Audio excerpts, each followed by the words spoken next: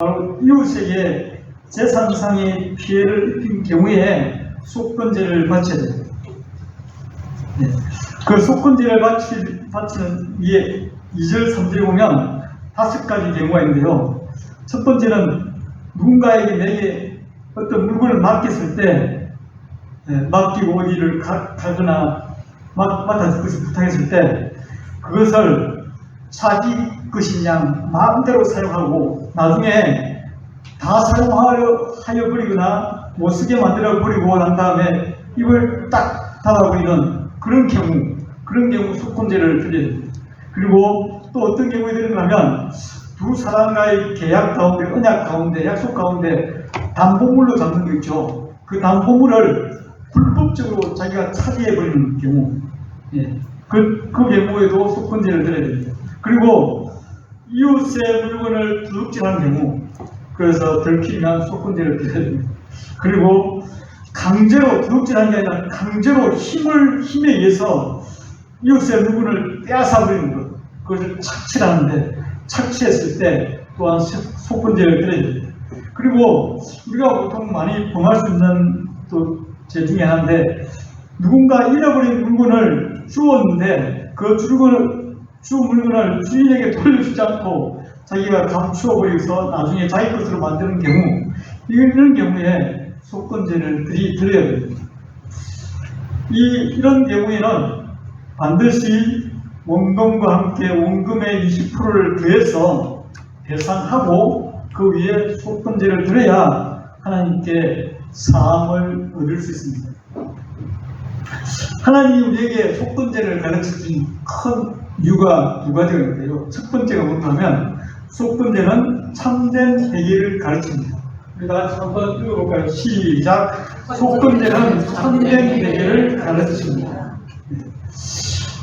예수 믿는 사람, 교회 다니는 사람들이 믿지 않는 사람들에게 많이 욕을 들어오는 것은 참 쉬운 회개 때문입니다. 너무나 쉬운 회개. 죄 실컷 짓고 교회 가서 내가 회개했으니까 됐다.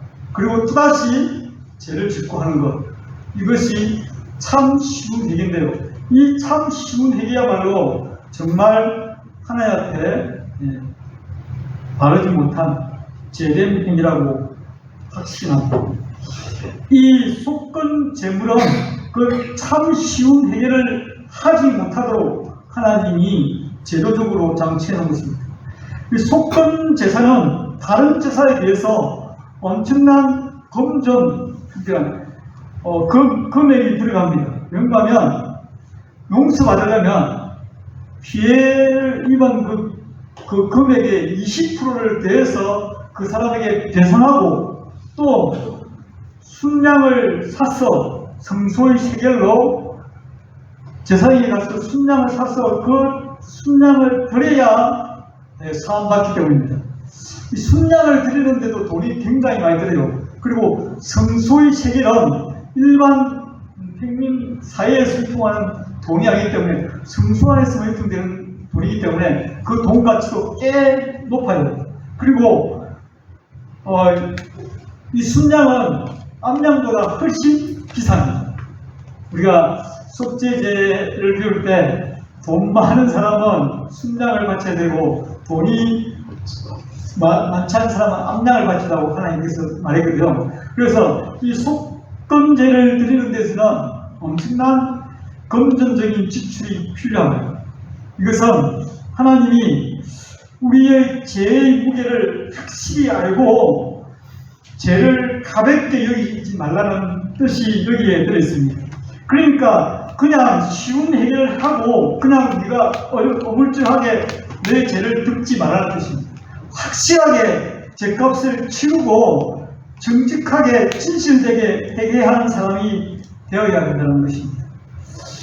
사람이 죄를 지어놓고 나는 하나님께 회개해서 하나님이 이미 나를 용서했어. 그렇기 때문에 나는 괜찮아.